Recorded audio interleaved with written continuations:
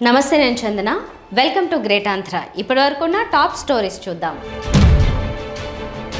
America వెళ్ళి చేస్తున్న పనులేంట్రా బాబు కడప జెడ్పీ చైర్మన్ రేస్లో పుత్త సీఎం పాపం చేశాడు మేనల్లుడు పరిహారం కోరుతున్నాడు జగన్ మంచి నిర్ణయం మార్గదర్శిపై నా పోరాటాన్ని వక్రీకరించారు ఉండవల్లి చదవేస్తే ఉన్నమతి పోయింది అని వెనకటికి సామెత తల్లిదండ్రులు అప్పులు చేసి మరీ పిల్లల్ని అమెరికా పంపిస్తే నాన్న చెత్త పనులు చేసి పరువు తీసుకుంటున్నారు చదువుకోవడానికి వెళ్ళడం అక్కడ థియేటర్లలో గడబిడి చేయడం రాజకీయ పార్టీలకు మద్దతుగా రోడ్లెక్కడం సోషల్ మీడియాలో నానాగత్ర చేయడం ఇలా ఒకటి కాదు రెండు కాదు సరే రాజకీయ అభిమానం సినిమా అభిమానం ఉండొచ్చు తప్పలేదు దాని వరకు కొంతవరకు సందడి చేయొచ్చు తప్పలేదు కానీ మరీ చట్టవిరుద్ధమైన పనులు కూడా చేయడం అంటే ఏమనుకోవాలి ఇలాంటి వెధవ పనులు చేయడానికి అమెరికా దాకా ఎందుకు తెలుగు రాష్ట్రాల్లో ఉంటే డబ్బులైనా మిగులుతాయి కన్నవాళ్లకు కనీసం తమ పిల్లలను దగ్గరగా చూసుకుంటున్నామన్న సంతోషం ఉంటుంది అమెరికాలో వ్యభిచారానికి పాల్పడిన వారిని పోలీసులు అరెస్ట్ చేయడం వారిలో తెలుగువారు ఉండడం అన్న వార్త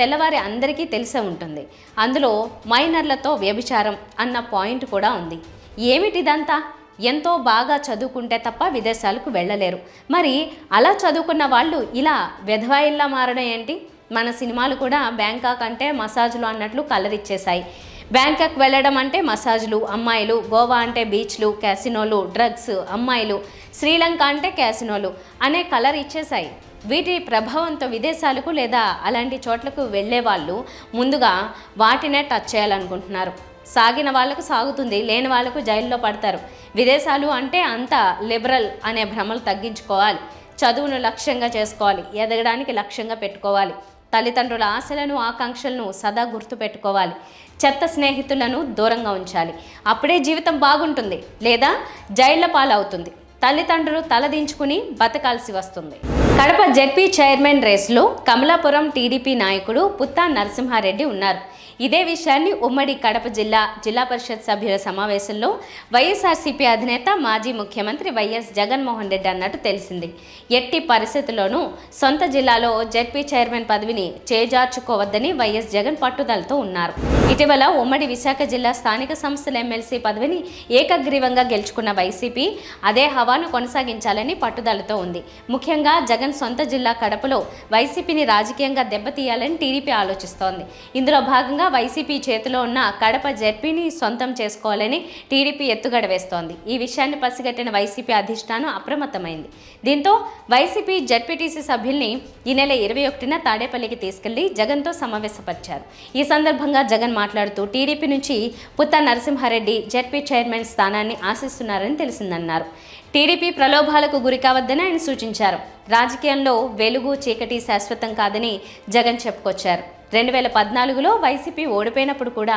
ఇక పార్టీ పని అయిపోయిందని మాట్లాడారని గుర్తు చేశారు ఆ తర్వాత 2019లో అధికారంలోకి వచ్చామన్నారు ఇప్పుడు కూడా అలాంటి పరిస్థితే ఉందన్నారు మళ్ళీ 2029లో అధికారంలోకి వస్తామని కాస్త ఓపిక వహించాలని జెడ్పీ సభ్యులను ఆయన కోరినట్లు తెలిసింది ఇదిలా ఉండగా ఉమ్మడి కడప జిల్లాలో మొత్తం 50 జెడ్పీ స్థానాలు ఉన్నాయి వీటిలో 2 స్థానాలు ఖాళీగా ఉన్నాయి గత ఎన్నికల్లో టీడీపీ ఏకైక స్థానంలో గెలిచింది టీడీపీలో 5గురు బీజేపీలో ఒక వైసీపీ సభ్యులు చేరారు ఏ రకంగా చూసినా వైసీపీ వైపు 40 మంది ఉన్నారు అయితే కూటమి అధికారంలో ఉండడంతో లాక్కుంటారనే అనుమానం వైసీపీలో ఉంది అయితే తమ సభ్యుల అవసరాన్ని గుర్తించి ఆర్థికంగా అండగా నిలిచేందుకు వైసీపీ అధిష్టానం ముందుకొచ్చినట్టు తెలిసింది దీంతో ఇప్పట్లో కడప జెడ్పీ స్థానం టీడీపీ వశమయ్యే అవకాశం లేదని వైసీపీ ధీమాగా ఉంది రాజకీయ నాయకులు చిత్ర విచిత్రంగా ప్రవర్తిస్తుంటారు మాట్లాడుతుంటారు ఒక్కోసారి వాళ్ళ మాటలకు చేతలకు లాజిక్ ఉండదు ఇప్పుడు కేసీఆర్ మేనల్లుడు మాజీ మంత్రి హరీష్ రావు ప్రవర్తన అలాగే ఉంది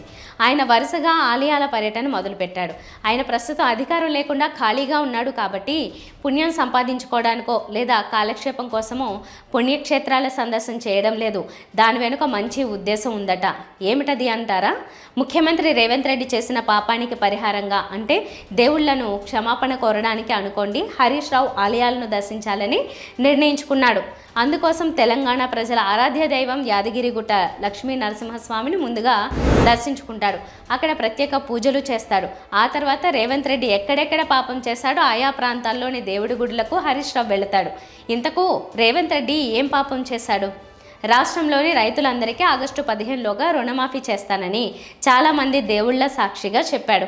కానీ ఆ పని చేయకుండా మాట తప్పాడు. రుణమాఫీ చేస్తానని చాలామంది దేవుళ్లపైన ఒట్లు కూడా పెట్టాడు. అంటే దేవుళ్ల పట్ల పాపం చేశాడు, అంటే తప్పు చేశాడు, నేరం చేశాడు. సీఎం తప్పు చేశాడు కాబట్టి హరీష్ రావు దేవుళ్లను క్షమాపణ అడుగుతాడు. ఇదో తరహా రాజకీయానికి దేవుడి సెంటిమెంట్ యాడ్ చేశాడు. 2 లక్షల అప్పు ఉన్న రైతులకు కొన్ని నిబంధనలు పెట్టి దాని ప్రకారం ప్రభుత్వం రుణాలు మాఫీ చేసింది. సరే, ఏవో కారణాల వల్ల కొందరికి రుణమాఫీ కాలేదు, వాళ్లకు కూడా చేస్తామని ప్రభుత్వం చెప్పింది.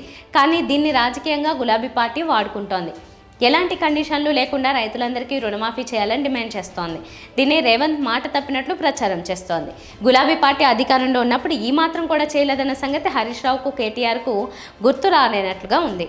అసలు రుణమాఫీ చేయడం సాధ్యం కాదని, ఆ పని చేస్తే తాను రాజీనామా చేస్తానని హరీష్ రావు సవాల్ చేయడం, చెప్పిన ప్రకారం రుణమాఫీ చేసి తీరుతానని రాజీనామా లెటర్ సిద్ధంగా ఉంచుకోవాలని రేవంత్ రెడ్డి కౌంటర్ ఇవ్వడం తెలిసిందే.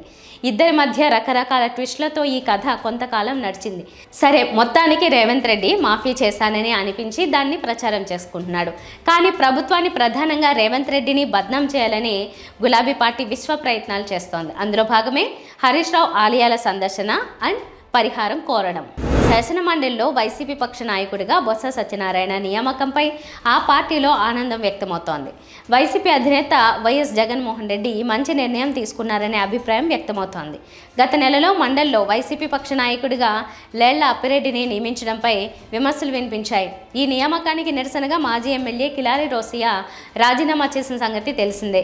అయితే లేళ్ల నియామకంలో దొర్లిన తప్పును జగన్ త్వరగానే సరిదిద్దుకున్నారు. ఉమ్మడి విశాఖ జిల్లా స్థానిక సంస్థల ఎమ్మెల్సీగా బొత్స సత్యనారాయణ ఏకగ్రీవమైన సంగతి తెలిసిందే. ఎమ్మెల్సీగా ఆయన ప్రమాణ స్వీకారం చేసిన రోజే మండలి పక్ష నాయకుడైన లేళ్లతో జగన్ రాజీనామా చేయించడం గమనార్హం. ఆ వెంటనే బొత్సాన్ని నియమిస్తూ మండలి చైర్మన్కు జగన్ లేఖ రాశారు. వైసీపీ సీనియర్ నాయకుడు, మాజీ మంత్రి అయిన బొత్స సత్యనారాయణ మండలి ఆ పార్టీకి నాయకత్వం వహించడం రాజకీయంగా ప్రయోజనం. మండలిలో వైసీపీకి బలం ఉంది. శాసనసభలో వైసీపీకి కేవలం 11 మంది సభ్యులు మాత్రమే ఉన్నారు. దీంతో మండలిలో వైసీపీ సభ్యుల పాత్ర క్రియాశీలకంగా మారింది. అందుకే మండలిలో సీనియర్ నాయకుడైన బొత్స నాయకత్వం వహించడం అన్ని రకాలుగా మంచిదని వైసీపీ నాయకులు అంటున్నారు. మార్గదర్శి అంశం మరోసారి చర్చనీయాంశమైంది. మార్గదర్శి డిపాజిట్ల సేకరణపై ఆర్బీఐ దాఖలు చేసిన అఫిడవిట్తో మాజీ ఎంపీ ఉండవల్లి అరుణ్ కుమార్ వాదనకు బలం కలిగింది. ఈ నేపథ్యంలో ఉండవల్లి మీడియాతో మాట్లాడారు. మార్గదర్శిపై తన పోరాటాన్ని వక్రీకరించారని ఆయన అన్నారు. ఇదేదో వైఎస్ఆర్ చెప్పడం వల్ల కేసు వేసినట్టు అందరూ అనుకున్నారన్నారు. ఇందులో నిజం లేదని ఉండవల్లి అరుణ్ కుమార్ అన్నారు. రామోజీరావు కేసులో మీడియా సమావేశం నిర్వహించిన ప్రతి ఒక్కరిని జైల్లో వేస్తున్నారని ఆయన చెప్పారు. ఏ ఒక్కరూ మార్గదర్శి విషయమై ప్రశ్నించకుండా తనపై పరువు నష్టం కేసు వేశారని ఆయన తెలిపారు. తనపై మార్గదర్శి చిట్ ఫండ్స్ నిర్వాహకులు 50 లక్షలకు పరువు నష్టం దావా వేసినట్లు ఉండవల్లి తెలిపారు. ఈ కేసు తెలంగాణ హైకోర్టులో పెండింగ్లో ఉందన్నారు. మార్గదర్శి చిట్ ఫండ్స్పై తన పోరాటం ఒక కొలిక్కి వస్తేనే పరువు నష్టం కేసు నుంచి తాను బయటపడగలనని ఆయన చెప్పారు. మార్గదర్శి చిట్స్ నుండి మార్గదర్శి ఫైనాన్స్లోకి డబ్బు వెళ్ళి అక్కడి నుంచి రామోజీరావు జేబులోకి వెళ్ళినట్టు ఆయన చెప్పుకొచ్చారు. ఈనాడు పత్రికను అడ్డం పెట్టుకుని రామోజీ అక్రమాలకు పాల్పడ్డారని ఆయన ఆరోపించారు. మార్గదర్శి కేసులో విచారణ ప్రారంభమై 2 వారాలు గడుస్తున్నా ఇంతవరకు 2 తెలుగు రాష్ట్రాల ముఖ్యమంత్రులు రేవంత్ రెడ్డి, చంద్రబాబు నాయుడు స్పందించలేదని ఆవేదన వ్యక్తం చేశారు. గతంలో ఈ కేసులో జగన్ ప్రభుత్వం ఇంప్లీడ్ కావడం వల్ల బలం కలిగిందన్నారు. రామోజీరావు కుటుంబంతో చంద్రబాబుకు సన్నిహిత సంబంధాలు ఉన్నాయని, ఆయన ఎలా స్పందిస్తారో తెలియదని ఉండవల్లి అన్నారు. ఇప్పుడు 2 ప్రభుత్వాలు, రేవంత్ రెడ్డి గారు, చంద్రబాబు నాయుడు గారి ప్రభుత్వం, 2 ప్రభుత్వాలు ఇప్పటిదాకా స్పందించాల. విచారణ ప్రారంభమై అప్పుడే 1.5 దాటిపోయింది. నిన్న క్లియర్గా జడ్జి గారు అడిగారు, ఆంధ్ర తెలంగాణ మీరిద్దరికీ 2 వారాలు టైం ఇస్తున్నాను, మీరు కూడా మీ అఫిడవిట్ వేసి రండి అని చెప్పి క్లియర్గా చెప్పారు. నేను వారిని కోరేది ఏంటంటే, మీకు రామోజీరావు గారు సన్నిహితులు అయి ఉండొచ్చు, ఉంటాయి అప్లికేషన్లు, అందరం మనుషులమే, మనం అప్లికేషన్లు ఉంటాయి.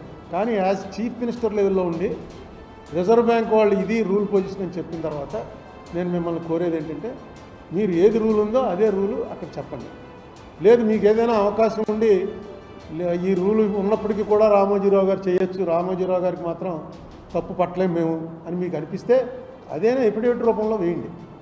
మీరు డిలే చేయటం వల్ల ఈ కేసు డిలే అవుతూ వస్తుంది. ఇన్నేళ్లకి 2006 అంటే ఎంత అయింది, 18 ఏళ్ళు అయింది. 18 ఏళ్ల తర్వాత దీనికి కనీసం నేను అన్నమాట రైటు అని ఒక మాట వచ్చింది. నాకు పెద్ద రిలీఫ్ ఏంటంటే ఆ రోజు నేను చెప్పింది రైట్. నా మీద ఎన్ని ట్రోలింగ్లు జరిగాయో, ఎంతమంది ఏ పార్టీ వాళ్ళు నన్ను వదిలిపెట్టలే, ఇంక్లూడింగ్ కాంగ్రెస్లో నేను ఉన్నప్పుడు కాంగ్రెస్ పార్టీ వాళ్ళు కూడా అందరూ కూడా నన్ను రాజశేఖర రెడ్డి పిలిచి నన్ను పెట్టమన్నాడని, రాజశేఖర రెడ్డి చెప్పినట్టే నేను చేస్తున్నానని అనేక రకాల ఆరోపణలు చేశారు. అది నిజం కాదని నేను కూడా చెప్పాను. కానీ నా లెవెల్ చాలా తక్కువ, నా ప్రత్యర్థులు నా మీద విమర్శలు చేసిన వాళ్ళ లెవెల్స్ చాలా ఎక్కువ. అంచేత ఎందుకు చేస్తున్నాడో వీడికి ఏదో ఎజెండా ఉంటుందనుకున్నారు. నాకు ఏ ఎజెండా లేదు. మార్గదర్శి చిట్ ఫండ్స్ వాళ్ళు నా మీద ఒక కేసు వేశారు, 50 లక్షల రూపాయలు డ్యామేజెస్ కట్టమని. అది ఇంకా పెండింగ్, తెలంగాణ కోర్టులో ఇంకా పెండింగ్ ఉంది. దాంట్లో నాకు కావాలంటే నేను చెప్పింది నేను అనలేదంటే రామోజీరావు గారిని ఏం అనలేదు అని అనడానికి లేదు. ఎందుకంటే అన్ని వీడియోలు ఉన్నాయి, నేను అన్నమాట నిజం. ఎందుకన్నాను? ఈ చిట్ ఫండ్ కంపెనీ ఫాలో అవ్వట్లేదని. ఈవేళ చిట్ ఫండ్ కంపెనీ ఫాలో అవ్వట్లేదని వాళ్ళే ఒప్పుకున్నారు. ఈ కేసు ఒక నిర్ణయం అయితే మార్గదర్శి చిట్స్ కేసు కూడా ఈ కేసులాగే ఒక కొలిక్కి వస్తే నేను ఆ కేసులోంచి బయటపడగలను. అందుకని నాకు తప్పదు. మనకి ఇంకే పానే మనకి ఎందుకు అనుకున్నా, ముసలాళ్ళు అయిపోయాం మనం వదిలేద్దాం అనుకున్నా, ఇది మాత్రం నాకు తప్పదు. ఎందుకంటే ఐఎమ్ లైబుల్ దేర్. వాళ్ళు వేసినటువంటి డ్యామేజెస్లో నేను అక్కడ వెళ్ళి దాన్ని ఆర్గ్యూ చేసుకుంటానికి అది మొదలెడతాను. దానికి కావాల్సినటువంటి చిట్ ఫండ్ దాని మీద జగన్మోహన్ రెడ్డి గవర్నమెంట్ పెట్టిన కేసు అంతా ఉంది. అయితే ఇప్పుడు గవర్నమెంట్ మారింది కాబట్టి దాన్ని స్లోగా బయటపడేయడానికి ప్రయత్నం చేస్తారు. ఆ ప్రయత్నం కూడా జరిగినా వాళ్ళు ఏం పడతారు నాకు అనవసరం. కానీ నేను అడిగినవి, నేను ఏదైతే ఆరోపణ చేశానో ఆ ఆరోపణలు కరెక్ట్ అయిన దానికి నేను కూడా మరి ఇందులో ఇంప్లీడ్ అవ్వాలో, ఇందులో ఏమవ్వాలో అది కూడా ఆలోచించి చేయవలసి వస్తుంది, తప్పదు. ఇవాల్టి టాప్ స్టోరీస్ మరిన్ని అప్డేట్స్తో కలుద్దాం. నమస్తే.